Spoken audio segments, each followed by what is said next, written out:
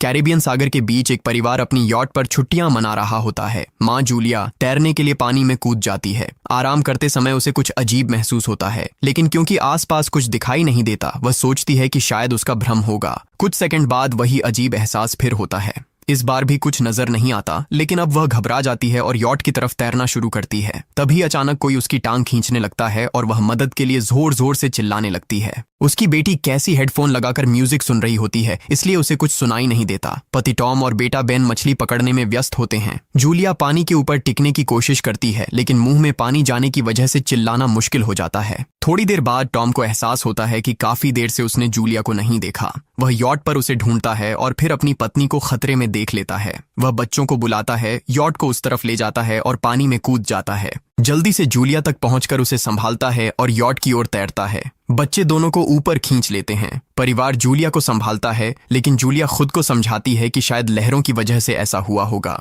रात को सब मिलकर बेन का जन्मदिन मनाते हैं। कैसी को उसके बॉयफ्रेंड का कॉल आता है, तो वह लैपटॉप लेकर बाहर चली जाती है। वीडियो कॉल में उसका बॉयफ्रेंड दिखाता है कि शहर के ऊपर बड़े बड़े काले बादल छा गए हैं। कॉल ग्लिच होकर फ्रीज हो जाती है। कैसी यह बात परिवार को बताने आती है, लेकिन टॉम कहता है कि शायद जमीन से दूर होने की वजह से सिग्नल कमजोर है। तभी सबको एक आवाज सुनाई देती है। वे सब बाहर जाते हैं और देखते हैं कि व्हेल मछलियों का एक समूह गुजर रहा है। टॉम समझाता है कि व्हेल मछलियां हमेशा पृथ्वी के मैग्नेटिक फील्ड को फॉलो करती हैं, लेकिन जब तूफान आता है तो वे कंफ्यूज हो जाती हैं। अचानक यॉट जोर से हिलती है और बेन गिर जाता है। टॉम को चिंता होती है कि कहीं यॉट को नुकसान तो नहीं पहुंचा, इसलिए वह डाइव करके नीचे चेक करने चला जाता है। कुछ देर बाद वह सतह पर वापस आता है, लेकिन उसके कंधे पर एक बड़ा घाव होता है। जूलिया तुरंत उसका जख्म सीती है। टॉम बताता है कि पानी के अंदर उसे ऐसा लगा जैसे उसके पीछे कोई बहुत बड़ा जीव था, लेकिन जब उसने मुड़कर देखा तो प्रोपेलर से कट लग गया। वह कहता है कि जो भी चीज थी बहुत बड़ी थी। टॉम को यॉट पर काफी नुकसान दिखाई देता है, इसलिए उन्हें मदद बुलानी पड़ती है। जूलिया बार बार रेडियो पर कोशिश करती है। कैसी फोन पर सिग्नल ढूंढती है, लेकिन कुछ भी काम नहीं करता। तभी कैसी को एक अजीब सा जीव दिखाई देता है और वह चिल्ला उठती है, लेकिन वह तो बस बेन होता है जो मास्क पहनकर मजाक कर रहा होता है। कुछ देर बाद यॉट पूरी तरह बंद हो जाती है और समुद्र के बीच में फंस जाती है। जूलिया रेडियो में एक आवाज सुनती है, लेकिन आवाज इतनी खराब होती है कि उसे कुछ समझ नहीं आता। टॉम परिवार को बताता है कि उनके पास सिर्फ 4 दिन का खाना पानी बचा है और अब उन्हें किसी मछली पकड़ने वाली नाव का इंतजार करना होगा। अचानक रडार पर कुछ डिटेक्ट होता है और परिवार को एक अजीब सी आवाज सुनाई देती है। सब दौड़कर बाहर आते हैं और हैरानी से देखते हैं कि कई सारे उल्कापिंड जमीन पर गिर रहे हैं।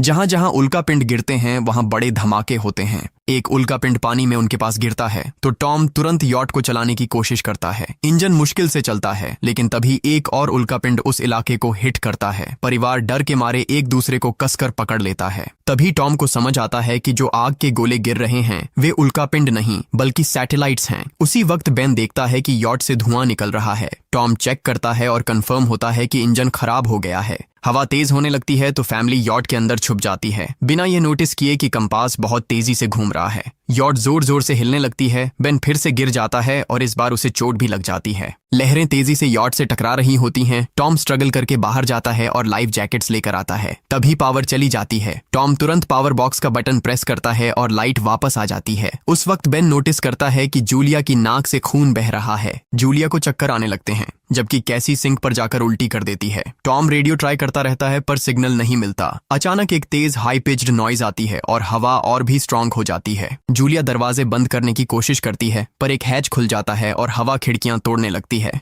टॉम एक फ्लेयर जलाता है और थोड़ी देर बाद अंधेरा छा जाता है।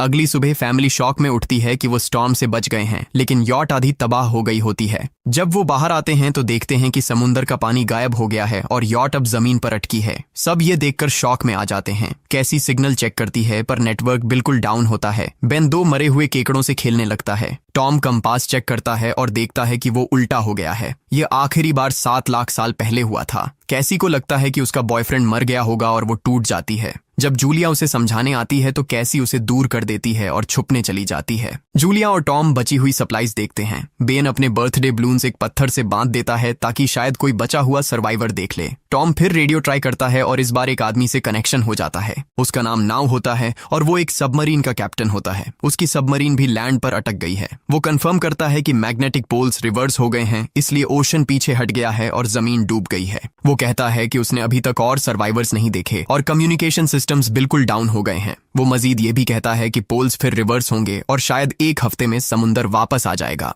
वो फैमिली को वार्न करता है कि जितना हो सके ऊंची जगह चढ़ जाओ, क्योंकि जब पानी वापस आएगा तो वो बहुत खतरनाक होगा। वो बोलता है उसका पार्टनर क्रैश में मारा गया और सबमरीन में बस 3 लोगों की ही जगह है। जूलिया और टॉम उससे कहते हैं कि प्लीज हमारे बच्चों को बचा लो। वो उन्हें अपने कोऑर्डिनेट्स दे देता है। टॉम कैलकुलेट करता है कि सबमरीन तक पहुंचने में 2-3 दिन लगेंगे। वो फैमिली से कहता है आज रात अच्छे से आराम कर लो, कल सुबह हम निकलेंगे। अगली सुबह फैमिली सामान पैक कर रही होती है, तभी टॉम को पास में कुछ हिलता हुआ दिखता है। वो एक लंगड़ा आदमी होता है जिसके हाथ में हारपून होती है और साथ में एक कुत्ता लगातार भौंक रहा होता है। टॉम उसके पास जाता है और उसे पानी की बोतल देता है, लेकिन वो आदमी कुछ ऐसी भाषा में बोलता है जो टॉम समझ नहीं पाता। पानी पीने के बाद वो अजनबी अचानक टॉम के सिर पर बोतल मारता है और चेहरे पर जोर का लात मार देता है। जूलिया डर के मारे भागती है, लेकिन तब तक देर हो चुकी होती है। वो आदमी टॉम के पेट में हारपून घुसा चुका होता है। टॉम कुछ पल तक तड़पता है और फिर वो उसकी गर्दन भी काट देता है। फिर वो आदमी जूलिया के पीछे भागता है और उस पर हारपून फेंकता है, जिससे उसके कंधे में चोट लग जाती है।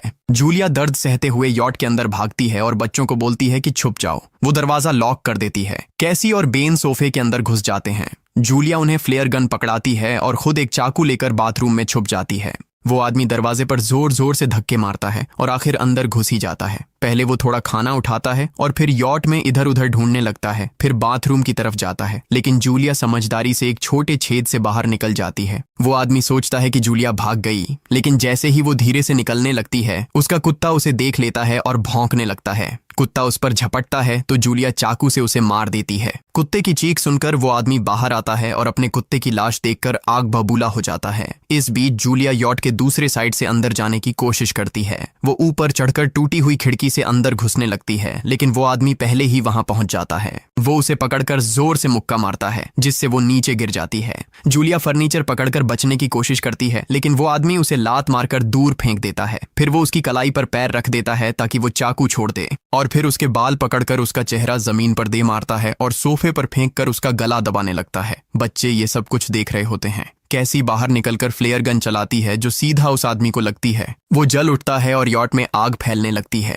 बच्चे तुरंत भाग जाते हैं, लेकिन जूलिया वापस आती है। वो उसे एक किक मारकर गिराती है, मैप और बैग उठाती है और वहां से भाग जाती है। बेन और कैसी अपने पापा के पास जाकर रोने लगते हैं। जूलिया भी उनके साथ बैठ जाती है और तीनों मिलकर आंसुओं के साथ टॉम को आखिरी अलविदा कहते हैं। तभी वो डरावना आदमी फिर यॉट से बाहर निकल आता है तो फैमिली फिर से भागने लगती है। कुछ ही देर में यॉट एक बड़े धमाके के साथ उड़ जाती है। थोड़ी दूर चलने के बाद वो लोग एक छोटे से झरने के पास रुकते हैं ताकि थोड़ा आराम कर सकें। कैसी सोचती है कि शायद वो पागल आदमी उनके पास गुब्बारे देखकर आया था। ये सुनकर बेन खुद को कसूरवार मानने लगता है। जूलिया उसे समझाती है कि इसमें उसकी कोई गलती नहीं थी और सबको आगे बढ़ने को कहती है, क्योंकि वो आदमी अभी भी उनके पीछे है। रास्ते में एक छोटे तालाब के पास बेन एक मरी हुई हैमरहेड शार्क देखकर हैरान रह जाता है। तभी जूलिया नोटिस करती है कि वो आदमी फिर उनके करीब पहुंचने वाला है। सब लोग दौड़ पड़ते हैं और एक रेत के टीले से नीचे गिर जाते हैं, जहां उन्हें जहरीला कचरा दिखाई देता है। फैमिली सावधानी से उसे पार करती है और लगता है कि उन्होंने उस आदमी से पीछा छुड़ा लिया है। चलते चलते उन्हें बड़े बड़े मरे हुए सी एनिमल्स और समुंदर के नीचे जमा हुआ सारा प्लास्टिक दिखने लगता है। बेन धीरे धीरे चलने लगता है तो जूलिया समझ जाती है कि वो डिहाइड्रेशन के करीब है। वो सबको रुकने को कहती है। जब वो पानी की बोतल देखती है तो उसे झटका लगता है। बोतल में पानी लगभग खत्म हो चुका होता है। कैसी को एहसास होता है कि शायद उसने बोतल ठीक से बंद नहीं की थी। जूलिया गुस्से में चिल्लाती है कि उसकी लापरवाही की वजह से पानी खत्म हो गया। कैसी जवाब देती है, क्या फर्क पड़ता है, वैसे भी हम बचने वाले नहीं हैं। दोनों के बीच लंबी बहस होती है, फिर भी फैमिली आगे चलती रहती है। कुछ देर बाद उन्हें एक क्रैश हुआ प्लेन मिलता है। अंदर कुछ हिलता डुलता देख सब डर जाते हैं, लेकिन वो सिर्फ कुछ पक्षी होते हैं। फैमिली तय करती है कि रात यहीं प्लेन के अंदर गुजारेंगे। वो थोड़ा सा स्नैक शेयर करते हैं और जूलिया को टॉम की जैकेट में एक फैमिली फोटो मिलती है, जिसे देखकर उसका दिल टूट जाता है। कैसी पूछती है, मॉम आप और डैड की लव स्टोरी क्या थी? जूलिया मुस्कुराकर बताती है, टॉम हॉस्पिटल में मेरा पेशेंट था। फिर एक दिन उसने फूल और एक प्यारी सी कविता देकर अपना प्यार जताया था। रात के बीच में कैसी प्लेन से बाहर जाती है। तभी वो डरावना आदमी उसे पीछे से पकड़ने की कोशिश करता है, लेकिन जूलिया अचानक पीछे से उस पर टूट पड़ती है और बार बार चाकू से वार करके उसे मार देती है। कैसी अपनी माँ को गले लगाकर शांत करती है। अगली सुबह उस आदमी की लाश पर कीड़े गुंड पड़े होते हैं।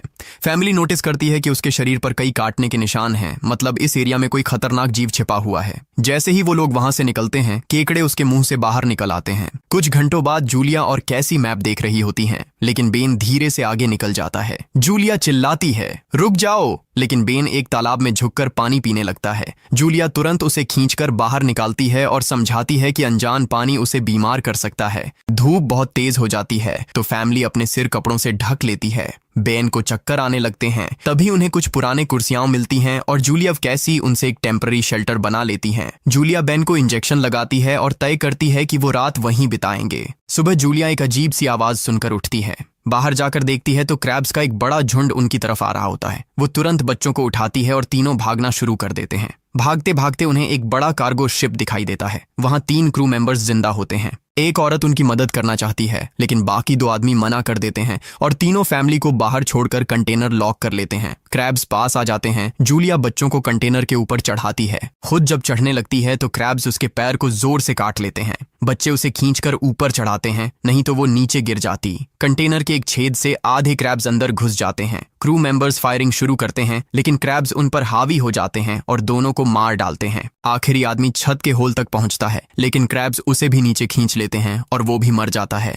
जूलिया अपने जख्म पर पट्टी बांधती है और बेहोश हो जाती है। कुछ देर बाद जब वो उठती है तो खुद को रेत के तूफान के बीच अकेली पाती है। वो घबराकर बच्चों को ढूंढने लगती है। एक मरी हुई औरत का हथियार उठाती है और जोर जोर से चिल्लाती है। कैसी उसकी आवाज सुनकर लौट आती है और बताती है कि वो और बेन मदद ढूंढने गए थे लेकिन कोई नहीं मिला। फिर दोनों बेन से मिलते हैं जिसे एक खुला कंटेनर मिलता है जहां वो तूफान खत्म होने तक रुक सकते हैं। जूलिया टॉम का लाइटर निकालती है और अपने जख्म को जलाकर बंद करती है जो बेहद दर्दनाक होता है। तूफान थमने के बाद उन्हें एक और कंटेनर मिलता है जिसमें बहुत सारी पानी की बोतलें होती हैं। बॉडीज चेक करते वक्त उन्हें एक रेडियो और एक गन भी मिलती है। जूलिया नाव से संपर्क करती है और बताती है कि मैप खो गया है। इस पर नाव बताता है कि उन पर आर्थ्रोपॉड्स ने हमला किया था, वो अब इसके जीव हैं जो ऑक्सीजन की वजह से पूरी तरह पागल हो चुके हैं। अब नाव फैमिली को जल्दी करने को बोलता है क्योंकि उसके इंस्ट्रूमेंट्स ने कैलकुलेट किया है कि समुद्र उम्मीद से ज्यादा जल्दी वापस आएगा और उनके पास सिर्फ कुछ घंटे बचे हैं। वो एक फ्लेयर शूट करता है और फैमिली उस दिशा में चलना शुरू करती है। लंबी वॉक के बाद फैमिली को एक टूटा हुआ टॉयलेट मिलता है जिसमें बेन पेशाब करता है। अब वो लोग आखिरकार सबमरीन को पास ही देख लेते हैं लेकिन वहां पहुंचने के लिए उन्हें एक बड़ा चट्टानी रास्ता पार करना होगा। जैसे ही वो रास्ते से गुजरते हैं दीवारें हिलने लगती हैं और पत्थर गिरने लगते हैं जिससे एक भयानक रॉक स्लाइड हो जाता है। जूलिया तुरंत अपने बच्चों को साइड में धक्का देती है और खुद भी पीछे हट जाती है ताकि कुचली न जाए। अब एक पत्थर की दीवार उनके बीच आ गई है। जूलिया बच्चों से कहती है कि वो बिना उसके आगे बढ़ जाए लेकिन कैसी मना करती है और जोर देती है कि उसकी मां को चढ़ने की कोशिश करनी चाहिए। बहुत बहस होती है और चिल्लाने के बाद जूलिया वादा करती है कि वो बाद में अपने बच्चों को ढूंढ लेगी। मजबूर होकर कैसी अपने भाई को खींचकर आगे ले जाती है। बच्चे चट्टानी रास्ता चढ़कर सबमरीन की तरफ भागते हैं लेकिन वहां पहुंचकर देखते हैं कि नाव बाहर खून में लथपथ पड़ा है। वो समझाता है कि उसके लिए सब खत्म हो गया है और अब बच्चे सबमरीन ले सकते हैं। ये सोचकर कि एक एक्स्ट्रा जगह होगी कैसी वापस अपनी मां को ढूंढने भागती है। तभी जूलिया केकड़ों को आता देखती है और वो फायरिंग शुरू कर देती है। कुछ केकड़ों को वो मार देती है लेकिन झुंड बहुत बड़ा होता है और सबसे लड़ना मुश्किल हो जाता है। उसी वक्त कैसी दीवार के ऊपर दिखाई देती है और हाथ आगे बढ़ाती है तो जूलिया अपने घायल पैर के बावजूद तेजी से चढ़ना शुरू करती है। कैसी की मदद से वो दूसरी तरफ पहुंच जाती है और दोनों साथ में सबमरीन की तरफ भागते हैं। बेन पहले से ही ऊपर खड़ा होता है और फायर खोल देता है ताकि केकड़े डिस्टर्ब रहें जब तक फैमिली ऊपर चढ़ जाए। केकड़े नाव के शरीर तक पहुंचते ही तुरंत उसे खाने लग जाते हैं। जूलिया गन उठाती है और फायरिंग जारी रखती है जब तक बच्चे अंदर चले जाएं। जब वो सुरक्षित हो जाते हैं जूलिया समझती है कि गोलियां खत्म हो गई हैं तो वो गन केकड़ों पर फेंक देती है और अपने बच्चों के साथ अंदर चली जाती है। फैमिली हैच को अच्छे से लॉक करती है और खिड़की से केकड़ों को सबमरीन के चारों तरफ देखती है। इसी वक्त समुद्र वापस आ जाता है तो तीनों तुरंत अपनी सीटों पर बैठकर बेल्ट पहन लेते हैं और एक दूसरे का हाथ पकड़ लेते हैं। तेज लहरें सबमरीन को जोर जोर से इधर उधर फेंकना शुरू कर देती हैं जिससे जूलिया को पूरी जर्नी के विजन दिखने लगते हैं और कैसी उल्टी कर देती है। जल्दी ही वो हाई पिच आवाज वापस आती है और फैमिली बेहोश हो जाती है। कुछ देर बाद जूलिया और बच्चे होश में आते हैं और खुद को जिंदा देखकर खुश होते हैं। वो हैच अनलॉक करके बाहर निकलते हैं और देखते हैं कि लहरों ने सबमरीन को एक तबाह शहर में गिरा दिया है। यानी अब जिंदा रहने और नया जीवन शुरू करने की उम्मीद है। और यहीं पर फिल्म खत्म होती है। चैनल को सब्सक्राइब करना न भूलें और बेल आइकन जरूर दबाएं ताकि आपको ऐसे ही मजेदार वीडियो मिलते रहें। देखने के लिए धन्यवाद।